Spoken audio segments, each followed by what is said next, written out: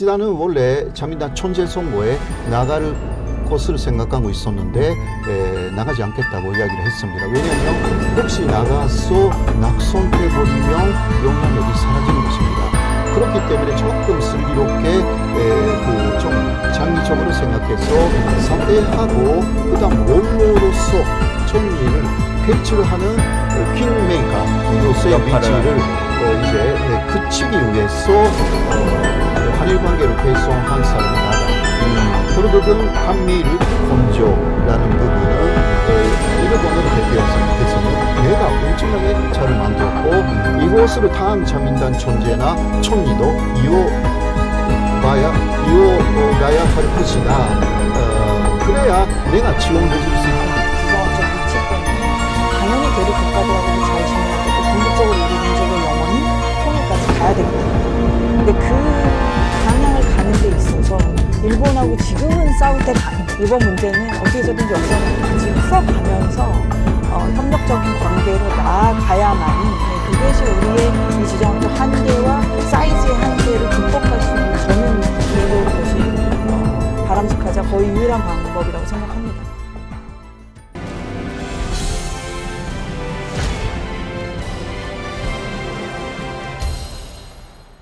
자, 과거 얘기는 이제 이쯤 정리를 하고 미래 얘기로 좀 가보도록 하겠습니다. 네. 지금 기시다 총리가 이제 방문을 했는데 기시다 총리의 방안, 그러니까 임기를 얼마 남지 않은 상황에서 기시다 총리의 방안은 어떤 의미를 갖는 겁니까? 글쎄 뭐 임기 진짜 말씀하신 대로 좀 있으면 총재 선거 하는데 뭘 오나 이렇게 보시는 분들이 아마 많으실 거예요. 근데 의미를 이제 부여를 하자면 어쨌든 이제 작년 3월 정도부터죠. 이제 봄부터 소위 말하는 이제 셔틀 외교가 복원이 되면서 뭐 여러 유의미한 사건들이 있었습니다. 외교사적으로도 기록이 될 만한 사건들이 쭉 일련의 과정이 있었고 윤 대통령하고 기시다 총리가 11번을 이제 만나시고 이제 오늘 만나시면 12번째 만나시는 게 되는데 이제 본인들의 이제 제가 지난주에 32회 그 한일 포럼이라는 회의가 있어서 일본에 가서 마침 또 그 대표단이 다 기시다 총리가 있는 그 관저를 방문을 해서 잠깐 담소를 나눴습니다만 본인도 이제 윤 대통령하고의 어떤 그런 신뢰 관계 이렇게 10번 이상 만나면서 거의 뭐 1년 반 사이에 그런 거니까 한 달 반에 한 번 정도 꼴로 만나신 거잖아요. 그래서 그런 신뢰 관계를 구축할 수 있었다라고 스스로 자평을 하시더라고요. 대표단 앞에서. 근데 그 신뢰 관계라고 하는 것이 개인적인, 다 인간이니까 인간 대 인간 간의 어떤 그런 개인적인 유대 관계, 신뢰 관계도 있었을 것이고 또 제가 아까 말씀드린 지금 이 엄혹한 국제 정세 상황 속에서 한국과 일본이라고 하는 바로 옆에 있는 자유민주주의 시장 경제를 운영하는 국가들끼리 연대하지 않을 수 없다라고 하는 그런 그 당위 아래에서 두 그 지도자가 탑다운으로 정말 이 관계를 개선을 시키신 거잖아요. 그래서 그런 부분들을 이제 유종의 미를 거두고 또 더 한 가지 나아가자면 이걸 뒤에 오는 사람도 이어받아라라는 메시지를 대내외적으로 일본 국민들에게도 또 지켜보는 다른 국제사회의 구성원들에게도 주려고 하는 그런 의미가 있다고 생각합니다. 뭐 미국 지금 워싱턴에 있는 뭐 이런 소위 조야에 있는 그 오피니언 리더들도 그 의미를 방점을 많이 두는 것 같더라고요. 후임도 내가 하는 걸 지금 보고 이건 지금 윤 기시다의 어떤 개인의 관계에서 끝나는 것이 아니라 결국은 이어져야 하는 부분이다라는 메시지를 마지막으로 주고 가려는 것 같다라는 그런 분석들이 이어지고 저도 공감하는 바입니다. 오스카유지 교수님. 뭐 일본에서도 그 쾌에 나와 있는 그 보도에 의하면 다음 그 일본에서 나오는 역시 자민당의 존재 그리고 총리 거기에 기시다 총리가 영향력을 행사하기 위해서다 라는 것입니다.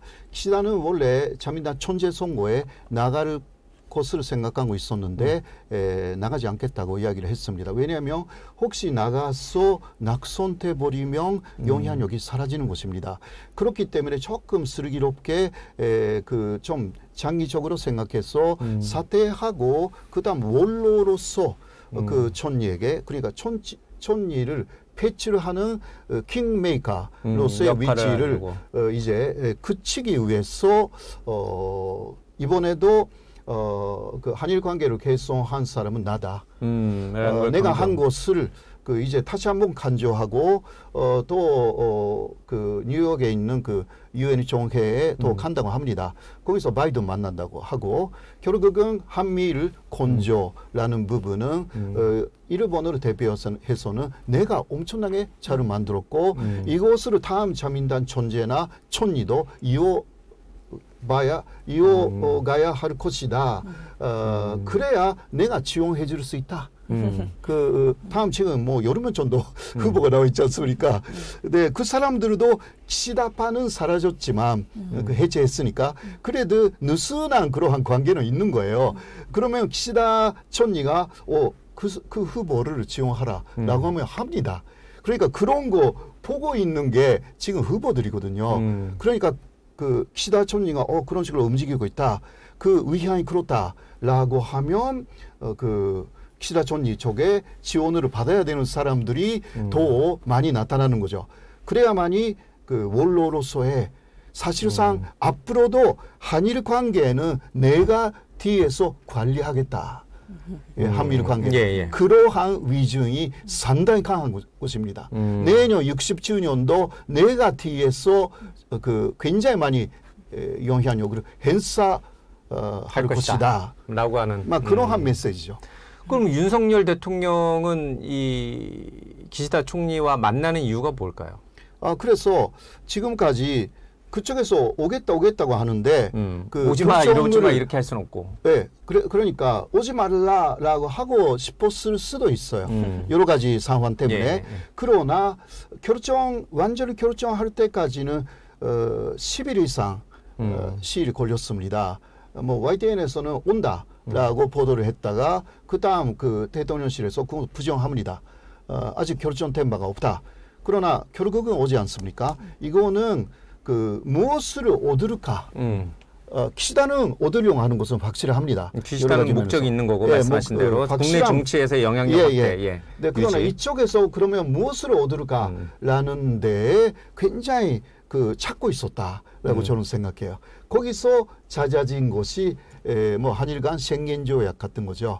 이게 그 비자를 거의 없애고 한일 간을 자유롭게 왔다 갔다 할 수 있다. 그러면 한국 국민이 봐도 굉장히 좋게 보이잖아요. 일본에서 입국 비자 심사를 하는 게 아니라 이제 한국 공항에서 하고서 이제 가는 걸로 그러니까 간단하게. 이러한 부분은요. 구체화되어 있지 않았어요. 요새 10일간 안에서 굉장히 구체화가 된 거예요. 이런 것을 만들어서 한국 국민에게 말하면 뭔가 얻은 게 있네. 이런 식으로 만들어서 이제 키시다가 오늘이죠. 오늘 오게 된 것이라고 저는 생각해요. 일본 NHK 이제 공영방송인데 NHK에서 이제 저희 MBN에서 하는 이제 한일 가왕전, 한일 톱10쇼 이런 걸 이제 취재해서 리포트를 하는데 어쨌든 분위기가 많이 한일 관계가 과거보다는 많이 좋아졌습니다. 많이 좋아졌고 또 여러 가지 이제 미래 특히 이제 중국이나 러시아, 북한과 관련된 그런 쪽과 대립하는 한미일 경제 또 군사 협력 관계도 많이 이제 좋아지는 모멘텀이 좀 있는 것 같습니다. 이런 시점에서 이 한일 관계 개선은 한미일의 어떤 국제적인 영향력을 확대하고 북한의 어떤 무력 도발을 억제할 수 있는 효율적인 수단이 될 거라는데 많은 전문가들은 뭐 다 같이 공감하는 바입니다. 정말 우리에게도 그러면 이 일본과의 관계 개선이 국제적으로도 뭐 정치적으로도 도움이 되는 것인가? 그래서 우리는 한일 관계 60년, 내년 60년을 맞이해서 조금 더 일본과의 관계 개선을 더 강하게 가져가야 될 것인가?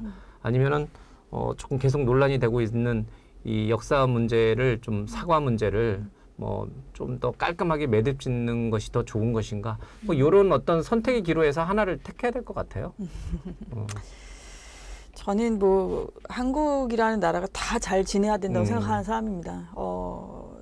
우리가 굉장히 잘 사는 나라가 됐고 부강한 나라가 됐지만은 상대적으로 여러 가지 사이즈가 아직은 좀 작은 부분이 있고 말씀드린 그 지정학적 위치 때문에 당연히 대륙 국가들하고도 잘 지내야 되고 궁극적으로 우리 민족의 염원인 통일까지 가야 되기 때문에 근데 그 방향을 가는 데 있어서 일본하고 지금은 싸울 때가 아닙니다. 모르겠습니다. 저는 몇십 년 있다가 또 싸울 수도 있어요.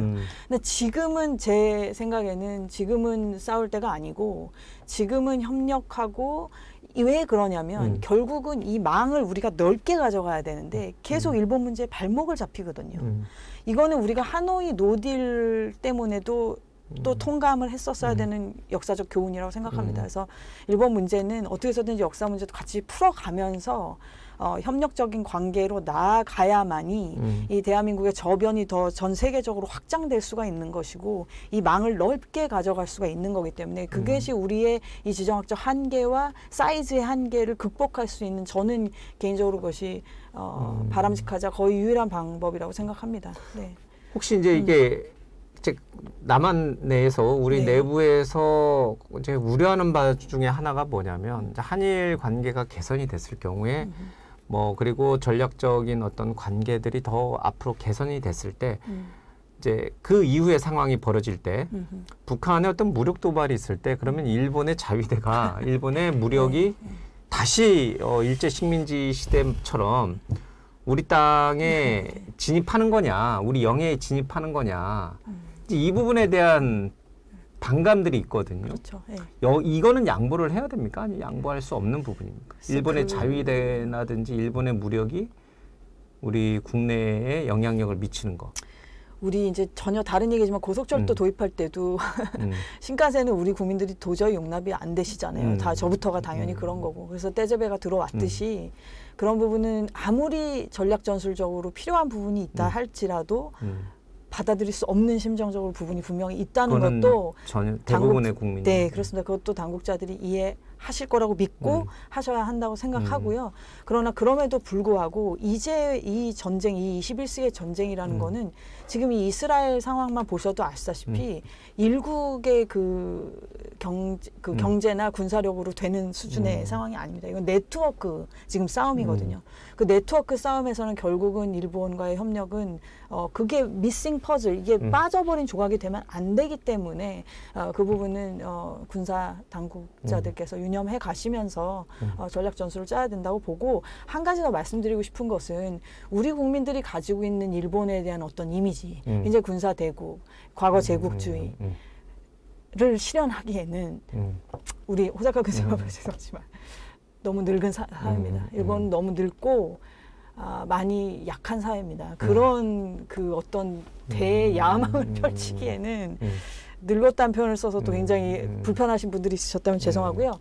고령 사회이기 때문에 인구가 줄고 있고 그런 야심을 펼칠 만한 일본이 1900년대 초에 가졌던 그 어떤 제국주의적인 시대로 돌아가고자 하는 야망, 욕망은 없다. 그게 설사 그런 지도자가 있다 한들 그걸 국민과 사회가 받쳐주겠습니까? 그렇게 할 수도 없을 거라고 생각하고요. 예. 또 우리 국민도 일본의 그런 제국주의 모습이 다시 횡행하게 될 경우에는 강력한 반대와 저항을 할 것이고. 맞습니다. 그런 부분들은 뭐 윤석열 정부도 잘 이해하고 있겠죠. 예. 그래서 뭐 아까 지정학적인 이야기를 하셨기 때문에 지정학으로 볼 때 한반도가 대단히 어려운 지역이다라는 것은 다 인정하는 부분이고요. 그럴 경우는 가장 중요한 것은 남북 간의 대화가 사라지면 절대 안 되는 것입니다. 그렇지 않습니까? 북한의 무력 도발이 오히려 일본의 진입을 정당화해주는 요인이 될 수도 있어. 그리고 남북 간의 대화, 그러니까 군사적으로 여러 가지 견제하는 것은 뭐 어쩔 수 없는 것이고 그거는 문재인 정부에서 했습니다. 그러나 대화라는 것은 항상 외교라고 하잖아요. 이것은 있어야 이제 필요 없는 진도를 피할 수가 있는 것입니다. 그렇지 않고서는 이거 전쟁을 하기 위해서 질주하고 있다. 그렇게밖에 보이지 않는 부분들이 있어서 이거는 가장 피해를 보는 것은 한반도입니다. 일본은 오히려 셴겐조약 같은 것으로 자위대원을 이쪽에 먼저 굉장히 많이 투입할 수가 있습니다. 이거는 총일 존재이라든가 과거를 보면 일본은 여기에 굉장히 많은 사람들을 보냈습니다. 일본의 시각으로 볼 때 한반도 남한이라는 곳은 북강 증급 문제를 해결을 하기 위해서 지정학적으로 중요한 지역이다. 이게 국가 기본 전략이라는 아베가 만든 그러한 책자에 나와 있고 기시다도 그것을 결성했고요. 그러니까 우리로서는 그 민간 사람들은 한일 간에 그러한 교류가 확대되면 이거는 좋은 거잖아요. 제 친구도 굉장히 많이 와요, 한국에. 그런 것은 기쁜 내용이에요. 그러나 위에 있는 사람들이 특히 일본에서 한반도를 보는 눈은 지정학적으로 그러니까 군사 전략적으로 보고 있다라는 것을 잊어버리면 안 되는 거죠. 그거 잊어버리면서 모든 것을 진행시키려고 하면 뭔가 아주 좋은 것만 계속 그 앞에 있는 것처럼 그건 절대 아닙니다. 한일 관계 개선은 확실하게 해야 합니다. 그러나 그 개선하면서도 북한하고도 개선해야죠. 왜 그것을 안 합니까? 그거는 굉장히 문제라고 생각해요. 예.